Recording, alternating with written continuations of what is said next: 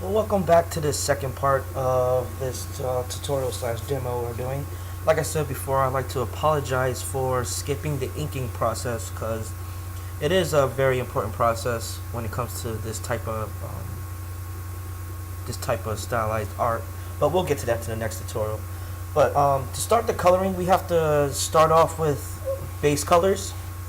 So what I do right here is like I select the white part and then I invert it, and that just make it a one darker flat color, and that's because it'll make it easier to see because the background is white. So if you make whatever you're coloring a different color, like the gray that I'm using, you can see a lot better, so you won't get confused of what's white or whatever. So if you make everything like a different color or a little darker color, then it's easy to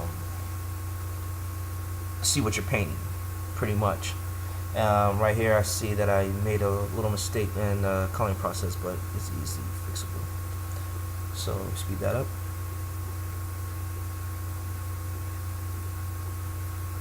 Okay, right here what I like to do is every part that you paint, you want to make it a new layer. So when it's time to paint or when it's time to adjust it, it's easier just to go and paint it without messing with the other parts of your drawing. So I'll get the not the lasso tool, but it's the other one, the polygonal lasso tool. And what I like to do is the part that I'm painting, outline that part inside the middle of your outline, like kind of closer to the edge of where the drawing is, not the white space, but try to outline it as close to as it possible, because when you paint the color in there, it'll look nice and sharp, and it won't go outside the lines. It'll look like it's all held within the border, the inked border that you made. So yeah, I like to just take the time. It could be a process, but it's definitely fun. But just take that outline, the area that you're trying to paint, and hit your paint bucket tool. After you get your color that you want. Right now I'm trying to pick a red from his shirt, like a nice color of the red. So this is where the reference photos comes in. You get to pick and see which red you want. I believe I found one like right here. Then I just boom. So when you paint, and you can see how nice and sharp the color is, and how nice and sharp, not the color, but the color within that border is. So nothing's going out. It's all held within that that line that you just made with the polygonal lasso tool. So that's what makes this process easier. So you don't have to do everything manually, and then if you go back you have to go erase it and stuff like that. But if you take your time and just outline what you need to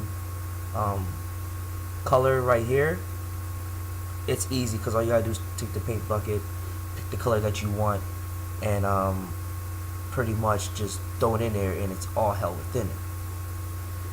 So I'm going to speed this up a little bit.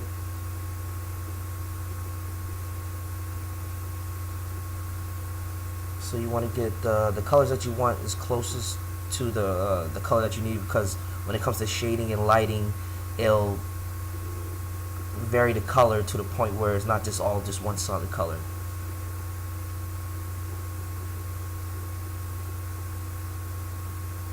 I believe right here I wanted to add that eyepiece on, because it just adds to the character, and people will definitely know who it is if you add like that eyepiece on. So that's pretty cool. I thought, like, okay, this will put the icing on the cake, and that would make it Deadshot if I just add that color on there. Oh, add that eyepiece. Now right here, I believe I'm trying to do the shading. So what I do is I grab a darker color of what I'm shading and use that as a soft shadow. So you got to find out where your source of light is coming from, And then once you find out the source of light, then the opposite side of that will probably be where the most shadow is. So do that. Just grab the, pick the color, make it a little darker. Then you just control Z it and just use that as the soft shadow. You don't want to make it too dark, because later on what you're going to do is you're going to go back, get a darker color, and make sharper shadow lines through that. With the eye, you know eyes aren't just solid white, so what I do is I take like a soft brush, put like a grayish outline in it, and take the same soft brush and use the eraser for it.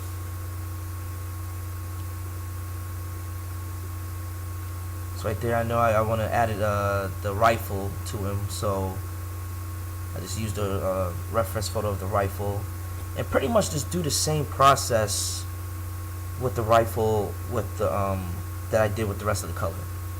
As you see on the leg, you see where the darker shadow lines come in, and then I used the I don't know, it's the dodge tool. The dodge tool will make it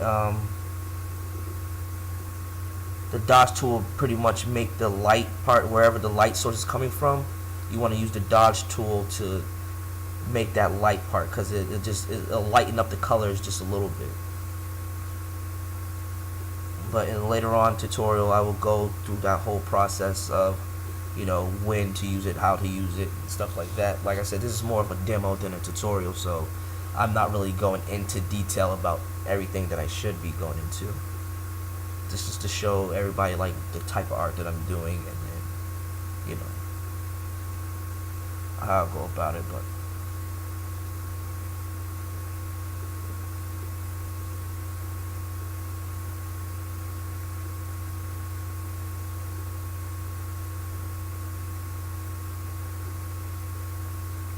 yeah, that's pretty much the whole concept. And then when you're done, you can go back and, like, you know, merge all the layers together if you wanted, and try to clean it up a little bit more, or you can just go back and try to use like the hue and saturation adjustment layers, or the vibrance layers, to go and adjust the colors a little bit so they'll fit.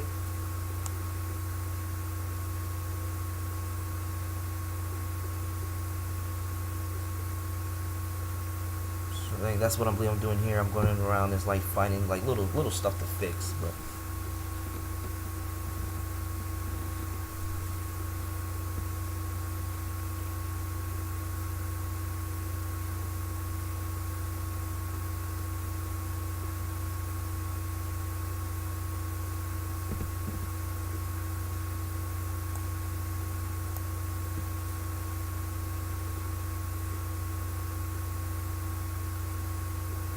and I believe I'm adding an effect from the gun to make it look like something shooting out of the gun.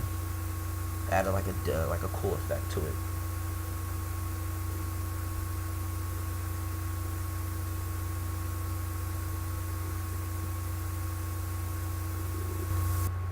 So this is how it came out, the final product. I like it. I like how it came out. I just do a quick background in there just to add a little dramatic effect, but I will be doing more with the picture. I'll probably add more of the Suicide Squad members to it to make it one bigger picture, but that's later on. So yeah, if you guys like the demo, please comment below on anything if you suggest I should change, or different techniques, and subscribe so we can do more of these. And on the tutorial aspect of it, it was just a quick overview. Like I said, it's just a demo to show like how I go about my work and how I do it. So it's more of a demo than tutorial. But later on, I will be posting more videos going into depth about each step that I did, and hopefully learning from you guys if there's an easier way to do things, or, you know, an effective way to do things. I'm glad to hear it, and I'm glad to apply it to my work as well. So till next time, I'll see you guys later. Like I said, hit the subscribe, like, and see you next video.